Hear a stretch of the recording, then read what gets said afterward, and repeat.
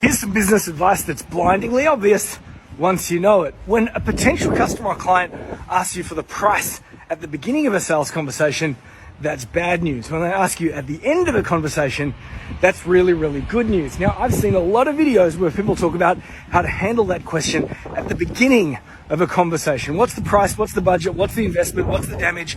But I've seen very few people talk about how to handle at the end of a sales conversation, which I believe is more important because that is when you are most likely to drop the ball.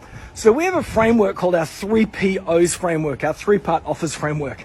And that is because when you get to the end of the sales conversation, it is so much more helpful, so much more effective if you have three options. Not one, not two, but three. Because if you have one option, you're really giving the prospect two, which is either, do I want it or do I not want it? It's a yes or no dynamic. Give them two options and it's an either or conversation. Do they want one or do they want two? Give them three and you can harness the power of anchor pricing. Now, for these three-part offers, we have three offers: the premium, the patsy, and the preferred. The preferred is the option that we want them to take. It's a high no-brainer, which means that it's at a price point where they can make a decision then and there. So that's the preferred, the high no-brainer. Then we have the premium. The premium is about 3-4 times the price of the preferred, and the patsy is a little bit less than the preferred. So for example, I might sit down with someone and they say, what's the price? I go, well, we've got three options. Based on everything that we've talked about, there are three options that I recommend for you. Number one, and I go into the premium. I run through maybe three big outcomes. Because remember, we're selling outcomes if we're putting together reports. We're not selling things, we're selling outcomes. I introduce three big outcomes and then I say that's $9,600.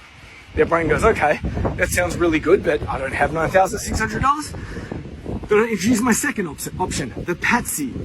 Now the patsy will be about a quarter of the price, so $2,400. It's only got one outcome, not three outcomes, one outcome. I introduce that, the one outcome, that's $2,400. They're thinking, oh, that sounds much more attractive in comparison. That sounds like great value. I think I want that. I think I want that. Then you introduce the third one, which is the preferred option, two outcomes, $3,000. At that point, they're thinking that is incredibly price attractive in comparison to the first option, and it's outstanding in value in comparison to the second option. You see what I'm doing here? That's called anchor pricing and reverse anchor pricing. So you say, here are my three recommendations. The one in the middle is the one where I recommend for you, but which one do you prefer?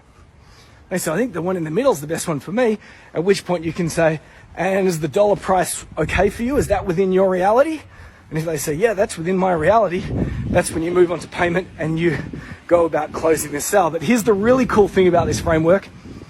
About 5 in 100 people, 5%, will turn around and say, that sounds fantastic. I want the premium. And then when somebody asks you for the premium, suddenly the game has changed. Every benchmark gets lifted. And then over time, that's how you progressively get paid more and more.